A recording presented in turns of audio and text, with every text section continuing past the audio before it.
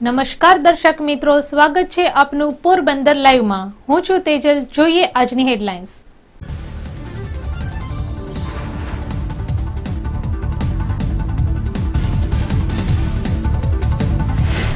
Fisheries harbour 2 સામે ઉઠતો વિરોધનો વંટોળ, ખારવા સમાજે આવેદન આપ્યું।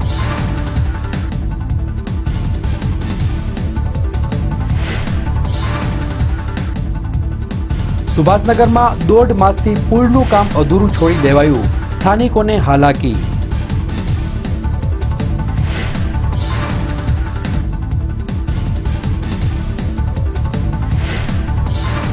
પોરબંદરના વેડી પ્લોટ વિસ્તારમાં ગટરોના ગંદા પાણી ફરી વળ્યા, રોગચાળાનો ભય।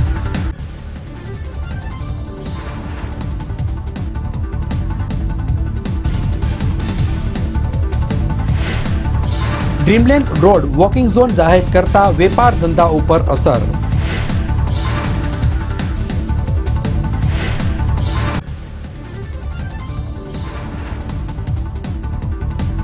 પોરબંદરના કુછડી નજીક હાર્બર 2 બનાવવાની જે પ્રક્રિયા ચાલી રહી છે તેને લઈને ખારવા સમાજમાં ભારે રોષ જોવા મળી રહ્યો છે અને આ મુદ્દે ખારવા સમાજ દ્વારા કલેક્ટરને વધુ એક વખત આવેદનપત્ર પાઠવવામાં આવ્યું હતું। પોરબંદરમાં જૂના બંદરમાં બોટોનો સમાવેશ થઈ શકતો ન હોય, જેને લઈને ફિશરીઝ વિભાગ દ્વારા કુછડી નજીક હાર્બર 2 બનાવવાની પ્રક્રિયા શરૂ કરવામાં આવી છે, પરંતુ ખારવા સમાજ દ્વારા કુછડી નજીક હાર્બર બનાવવા સામે વિરોધ વ્યક્ત કરવામાં આવી રહ્યો છે। થોડા દિવસો પૂર્વે પર્યાવરણની સુનાવણીને લઈને પણ ખારવા સમાજ દ્વારા મુદ્દાસર રજૂઆત કરી અને માપલાવાળી જગ્યા આસપાસ હાર્બર 2 બનાવવાની માંગ કરવામાં આવી હતી। તેમ છતાં આ હાર્બર બનાવવાને લઈને પ્રક્રિયા તેજ થતા ખારવા સમાજે વધુ એક વખત કલેક્ટરને આવેદનપત્ર પાઠવી અને કુછડી નજીક હાર્બર 2 બનાવવાનો વિરોધ વ્યક્ત કરવામાં આવ્યો છે। હવે અમે માંગણી એવી કરી હતી કે બાબુભાઈ જાફરની ફેક્ટરી છે, यहाँ બંદર બનાવવાનું નક્કી અમે કર્યું હતું। જો यहाँ ના બનાવી દીધું તો ખડડાટે, પછી લકડી બંદર વિસ્તારમાં જો બંદર બનાવી દીધું તો બંદર ચાલુ બંદર છે એ ઓછા ખર્ચે બનાવે ને ઓછામાં ઓછી 5000 ઉપર પહોંચ રહી જાય ને એમાં અમે પૂછડી બનાવવા જઈએ 12 કિલોમીટર થાય, અમારે રિક્ષા છે બીજું છે એના ભાડા એકદમ વધી જાય ને અમારો માલય સેફટી ના રહી, રૂટ એ માટે અમારો વિરોધ છે કે જો બંદરમાં એ બનાવ હોય તે અમારો વિરોધ છે ખારવા સમાજનો। તો બીજી તરફ હાર્બર 2 બનાવવાને લઈને કેટલાક લોકો દ્વારા માછીમારોની સહી લેવાનું શરૂ કરવામાં આવ્યું છે, જેને લઈને પણ ખારવા સમાજે નારાજગી વ્યક્ત કરતા જણાવ્યું હતું કે જે કોઈ સમાજના વ્યક્તિ હાર્બર 2 બનાવવાના મુદ્દે સહી કરશે તો તે સમાજનો ગુનેગાર ગણાશે। આથી કોઈએ હાર્બર 2 બનાવવામાં સંમતિ માટે સહી ન કરવી તેવો પણ મત ખારવા સમાજે વ્યક્ત કર્યો છે। વિપુલ રાઠોડ સાથે દેવશી કારાવદરા, ગુજરાત ન્યૂઝ, પોરબંદર। પોરબંદરના સુભાષનગર ગોદી વિસ્તારમાં પુલ જર્જરિત બની જતા તેને તોડી નાખવામાં આવ્યો છે અને તેના નવીનીકરણની કામગીરી હાથ ધરવામાં આવી છે, પરંતુ છેલ્લા 1.5 માસથી આ કામ શરૂ કરવામાં નહીં આવતા માછીમારોને ભારે હાલાકીનો સામનો કરવો પડી રહ્યો છે। સુભાષનગર વિસ્તારમાં બંદરને જોડતો પુલ ઘણા લાંબા સમયથી જર્જરિત હતો, જેને લઈને આ પુલ તોડી પાડી અને નવીનીકરણ કરવાનો નિર્ણય કરવામાં આવ્યો હતો, પરંતુ છેલ્લા 1.5 માસથી આ પુલ તોડી પાડવામાં આવ્યો છે અને નવીનીકરણનું કામ પણ શરૂ કરવામાં આવ્યું નથી, જેને લઈને લોકોને અડધો કિલોમીટર સુધી ફરી અને જવું પડે છે, તો કેટલાક લોકો જીવના જોખમે લાકડાના પાટિયા ઉપરથી પસાર થઈ રહ્યા છે। સુભાષનગર વિસ્તારમાં 3 થી 4 હજાર જેટલા લોકો વસવાટ કરે છે। આ પુલ તોડી પાડવાને કારણે સ્થાનિકોને ભારે હાલાકીનો સામનો કરવો પડી રહ્યો છે। આ પુલનું તાત્કાલિક નવીનીકરણનું કામ શરૂ કરવામાં આવે તેવી સ્થાનિકોએ માંગ કરી છે। પોરબંદરના સુભાષનગર વિસ્તારની અંદર જે ગોદીનો પુલ આવેલો છે, આ પુલ છેલ્લા ઘણા સમયથી જર્જરી હાલતમાં જોવા મળતો હતો। એના રિનોવેશન કામ માટે હાલ આ પુલને તોડી પાડવામાં આવ્યો છે। છેલ્લા 1.5 માસથી હાલ આ પુલ તોડી પાડવામાં આવ્યો છે।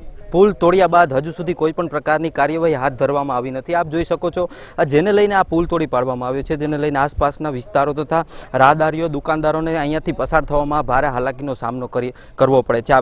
ખાસ કરીને વાત કરવામાં આવે તો જે આ પુલ છે, એક તરફ બંદર વિસ્તાર આવેલો છે, બીજી તરફ રહેણાંક મકાન આવેલું છે। આ મકાનના જે કંઈ લોકો છે તે પોતાના વેપાર ધંધા માટે બંદર તરફ જવું પડે છે। બંદર અને જે રહેણાંક વિસ્તાર છે તેને જોડતો આ પુલ છે, આ પુલને છેલ્લા 1.5 માસથી તોડી પાડવામાં આવ્યો છે। ત્યારબાદ કોઈ પણ પ્રકાર પ્રકારની હાલ હજુ સુધી કાર્યવાહી કરવામાં આવી નથી, જેને લઈને અંદાજિત 3 થી 4 હજાર જેટલા લોકોને હાલ હાલાકીનો સામનો કરવો પડી રહ્યો છે। ત્યારે આસપાસના વિસ્તારોના રહેવાસીઓમાં એક પ્રશ્ન થઈ રહ્યો છે કે આ પુલનું કામ ક્યારે પૂર્ણ કરવામાં આવશે। તંત્ર દ્વારા વહેલામાં વહેલી તકે આ પુલનું કામ પૂર્ણ કરવામાં આવે તેવી સ્થાનિકો દ્વારા માંગ ઉઠી રહી છે। કેમેરામેન અલ્પેશ મોઢા સાથે તેજસ પટેલ, ગુજરાત ન્યૂઝ, પોરબંદર। પોરબંદરના વિરડી પ્લોટ વિસ્તારમાં ગંદકીને લઈને લોકો ત્રાહિમામ પોકારી ઉઠ્યા છે। ગટરોના ગંદા પાણી અને કચરાના ગંજ આ વિસ્તાર માટે મુશ્કેલીરૂપ બની રહ્યા છે, જેને પગલે સ્થાનિકોમાં પાલિકા સામે ભારે રોષ જોવા મળી રહ્યો છે। એક તરફ સ્વચ્છતા અભિયાનની વાતો થઈ રહી છે તો બીજી તરફ ગંદકી જોવા મળી રહી છે। વીડી પ્લોટ વિસ્તારમાં શેરી નંબર 3માં છેલ્લા કેટલાય માસથી સફાઈ થઈ નથી, જેને કારણે ગટરોના ગંદા પાણી પણ આ વિસ્તારના રસ્તાઓ ઉપર ફરી વળ્યા છે। ગંદકીને કારણે મચ્છરોનો ઉપદ્રવ વધ્યો છે અને રોગચાળો પણ વકર્યો છે। સમસ્યા તો ભાઈ ક્યાંક લાંબો ટાઈમ થયા છે, પણ જ્યારે જાય ત્યારે માથેથી આવીને ક્યારેક ઓહાપો કરીએ અમે ઘરના બધા ફરિયાવાળા જાય તો નગરપાલિકાવાળા 5 દી આવે, 5, 6, 7 ધક્કા ખાઈએ તો એક દી 3, 4 માણસ મોકલાય ઉપર કોથળી વીણી કે સાફ થઈ ગયું। પછી બોરિંગના પાણી બગડી ગયા, નળના પાણી ગટરના જ આવે, એ 10 દી આપે, 8 દી આપે ને 8 વાગે આપે, કંઈક 10 વાગે આપે, કંઈક 6 વાગ્યામાં આપી દે ને મજૂર માણસ છે, કામે ધંધે જતા હોય કે પાણીનો કોઈ ટાઈમ નથી, જે આપતા હોય પણ એક ટાઈમ ને નિયમ હોય કે આ ટાઈમે પાણી ચાલો, એટલે છોકરા બીમાર જ છે। લગભગ છે ને દવા બધાની ઘર દીઠ એક ને ચાલુ જ છે, નાના મોટા છોકરાઓને ડૂહીઓને ને અમારે ભાઈ આ સેફટીની થોડી રજૂઆત ઘણી ફેરાઈ ગયા। મેં આખું ફર્યું જે તે જાય તો કે આ થઈ જાય તો કરતા નથી કોઈ। વીડી પ્લોટ વિસ્તારમાં ગટરોના ગંદા પાણી બોરના પાણી સાથે ભળી જતા આ વિસ્તારમાં પીવાના પાણીની પણ સમસ્યા સતાવી રહી, જેને કારણે ચામડીના રોગોના દર્દીઓમાં પણ વધારો થયો છે। હું વીડી પ્લોટમાં રહું છું, વોર્ડ નંબર 9, શેરી નંબર 3। અમારે સમસ્યા એ છે કે અમારે 6 દિવસમાં એકવાર પાણી આવે, પણ પાણી હાવ ગંધારું આવે, પીવા લાયક છે જ નહીં પાણી। અમે પીએ તો બીમાર પડીએ, વારંવાર નગરપાલિકામાં રજૂઆત કરીએ તો એ આવી અને જોઈને પાછા વયા જાય, વળી પાછું પાણી તો એ ને એ જ આવે છે।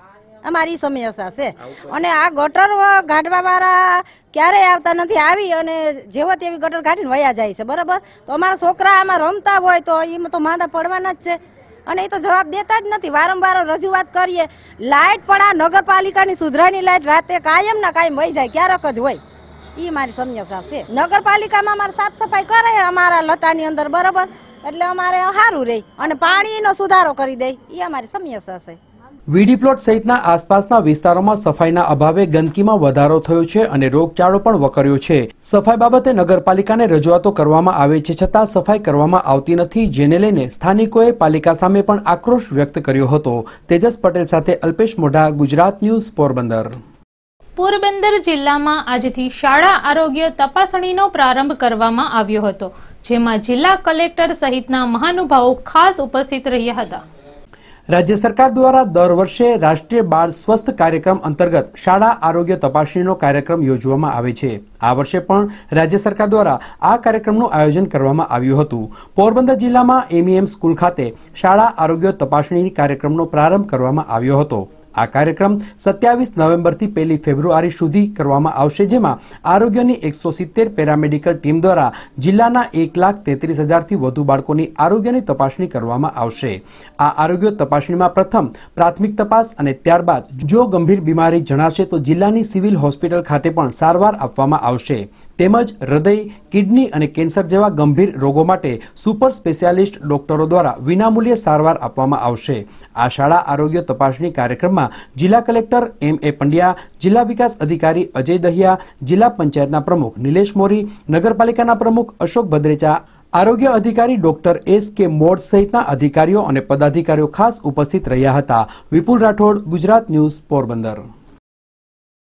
પોરબંદર શહેરમાં ડ્રીમલેન્ડ સિનેમાથી માણેક ચોક સુધીના રસ્તાને વોકિંગ ઝોનની કડક અમલવારી શરૂ કરવાની સાથે જ વેપારીઓએ વિરોધ દર્શાવ્યો હતો અને ગઈકાલે જિલ્લા કલેક્ટરને આવેદનપત્ર પાઠવવામાં આવ્યું હતું। પોરબંદર શહેરમાં જિલ્લા કલેક્ટર દ્વારા ચાઇનીઝ બજારથી લઈ અને દદુના જીમ સુધી તેમજ ડ્રીમલેન્ડ સિનેમાથી લઈ અને માણેક ચોક સુધીના રસ્તાને વોકિંગ ઝોન જાહેર કરવામાં આવ્યા હતા। ત્યારબાદ આ વોકિંગ ઝોનની કડક અમલવારી શરૂ કરવામાં આવી હતી, પરંતુ ડ્રીમલેન્ડ સિનેમાથી માણેક ચોક સુધીના રસ્તાને વોકિંગ ઝોન કડક અમલવારી શરૂ કરતાની સાથે જ સ્થાનિક વેપારીઓના ધંધા રોજગાર પર અસર જોવા મળી રહી છે। જેને લઈને સોમવારના રોજ વેપારીઓ દ્વારા જિલ્લા કલેક્ટરને આવેદનપત્ર પાઠવવામાં આવ્યું હતું. અમે આવેદન આ ટ્રાફિક સમસ્યા બાબત આપેલ છે, જે કે અરજી પહેલાં અમે આવેદનને કલેક્ટરને પણ આપેલ છે અગાઉ, કે જે છે ધંધામાં અમને આ ટ્રાફિક બંધ, આ પાર્કિંગ એ બંધ કરાવેલ છે, બરાબર છે. એના માટે અમે આ કલેક્ટરને આવેદનપત્ર આપેલ છે. બાપભાઈને પણ અમે રજૂઆત કરેલ છે. અમે કાલે પણ ગયા હતા. અને આને લીધે આ ટ્રાફિક જે બંધ થયો છે, અમારા ધંધામાં બહુ મોટી અસર પડી છે. અમારા ગ્રાહક પણ અમારી દુકાને ચડીને આવતા નથી. ડ્રીમલેન્ડ સિનેમાથી રોકી દેવામાં આવે છે પહેલાં, બરાબર છે. નાની રજૂઆત અમે કરેલી છે, કલેક્ટરને બી કરેલી છે, બાપભાઈને પણ કરેલી છે. તો એ શું હવે વેપારીઓએ એવું જણાવ્યું હતું કે આ વોકિંગ ઝોનના કારણે લોકોને અહીં આવવું મુશ્કેલ બન્યું છે, ત્યારે આ નિયમોમાં સુધારો કરવામાં આવે તેવી પણ માંગ કરવામાં આવી હતી. વિપુલ રાઠોડ સાથે દેવશી કારાવદરા, ગુજરાત ન્યૂઝ, પોરબંદર.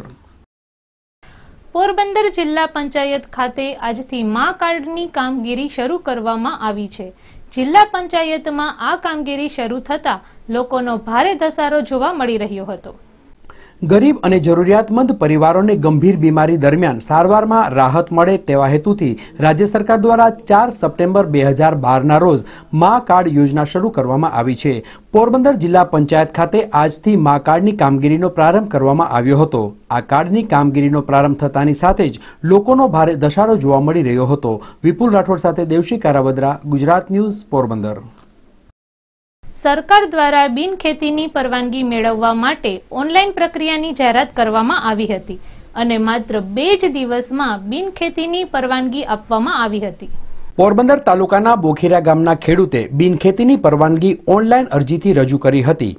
તેની ચકાસણી તથા અનુસાંગિક પ્રક્રિયા પૂરી કરી અને જિલ્લા કલેક્ટર M.A. પંડ્યાએ માત્ર 2 જ દિવસમાં બિનખેતીની પરવાનગી આપતો હુકમ કર્યો હતો, જેને પગલે ખેડૂતની બિનખેતીની પ્રક્રિયા સરળપૂર્વક પૂર્ણ થઈ હતી અને માત્ર 2 જ દિવસમાં આ ઓનલાઈન અરજીનો નિકાલ કરવામાં આવ્યો હતો. બિનખેતીની અરજી ઓનલાઈન સ્વીકાર્યા બાદ પારદર્શક રીતે ટૂંક સમયમાં જ બિનખેતીની પરવાનગી મળી શકે છે અને વધુમાં વધુ લોકો ઓનલાઈન અરજી કરે તેવો અનુરોધ પણ કરવામાં આવ્યો છે. Bureau report, Gujarat news, Porbandar. જતા જતા ફરી નજર કરીએ આજની હેડલાઇન્સ પર.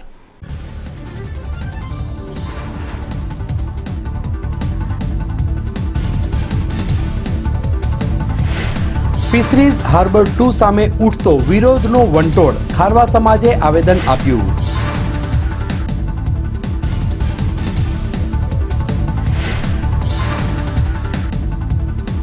સુભાષનગરમાં 1.5 માસથી પુલનું કામ અધૂરું છોડી દેવાયું, સ્થાનિકોને હાલાકી.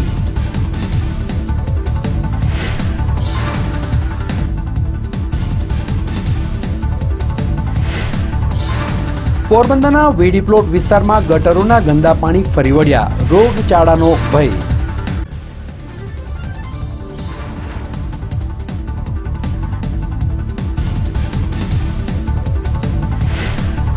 ડ્રીમલેન્ડ રોડ વોકિંગ ઝોન જાહેર કરતા વેપાર ધંધા ઉપર અસર.